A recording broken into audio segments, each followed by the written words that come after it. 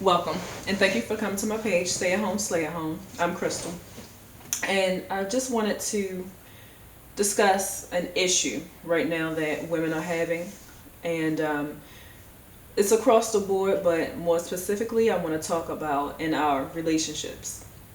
Now, I know a lot of you won't want to hear this, and you'll probably get pissed off while watching this video, so that most likely means that it applies to you. And this message also applied to me too. I recognized that there were issues within me and my relationship, and I was actually the problem in our relationship. So I want to just bring this out because I know a lot of other women probably need to hear this as well. The issue being accountability. We don't want to hold ourselves accountable for our shortcomings, and we don't want to hear that we are lacking in some sort of way, that there's a problem that we need to address. And this mindset is going to continue to hold us back. Unfortunately, there aren't really many role models that we have to look up to now, especially mainstream, to see how to hold yourself accountable as a woman in your relationship, how to be feminine in a relationship. And we'll probably have to look back at our grandmothers for that example, maybe even a generation or two prior to that, because any generation after our grandmothers was most likely affected by the feminist movement. And if you don't have any women to go to as an example, you need to look at and listen to the men that are putting this information out there for us to digest.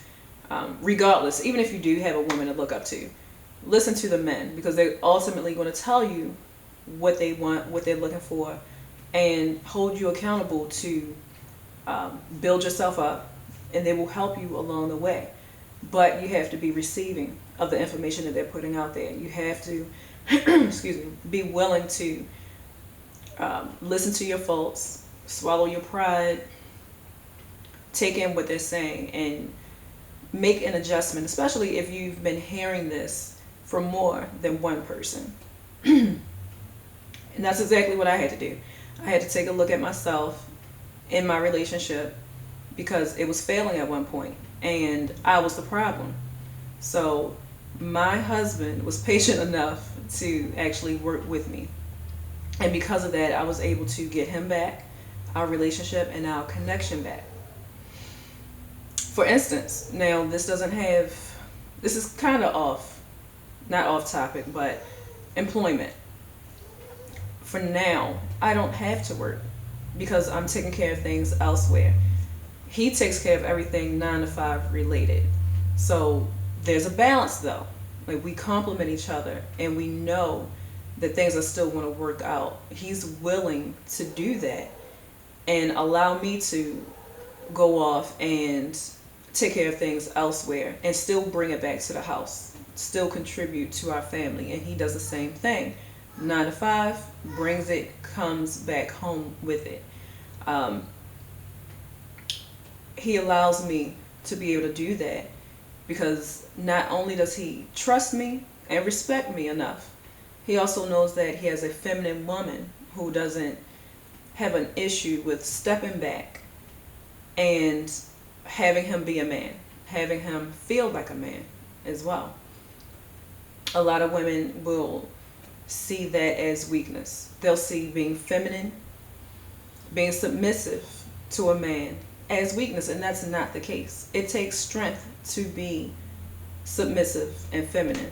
You have to be strong in order to pull something like that off. So the point that I'm making is all around just getting back to being accountable in your relationships and being feminine. There is an art to being a woman and we have to study it. We have to get back to that place. My husband's needs are taken care of, and because of that, I'm taken care of.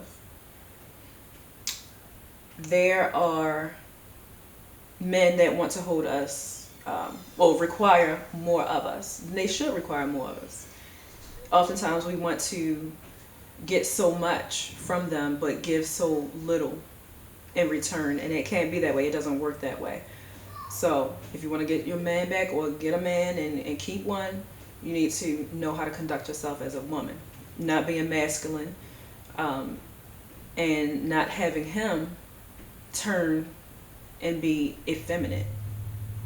That isn't the role. That isn't how it's supposed to be. I'm not trying to assume my husband's position, and he's not trying to step into my arena and assume my position. It's not going to work. So, requiring more of us is necessary. A master's degree, a PhD, security clearances are all great, but that is ultimately not what they're looking for. All right, so that's basically what I wanted to address in this video. If you like this message, make sure you hit the like, share, and subscribe button, and your comments. I definitely want to hear or see what you have to say. So drop your comments in the comment section, and until next time, have a good one.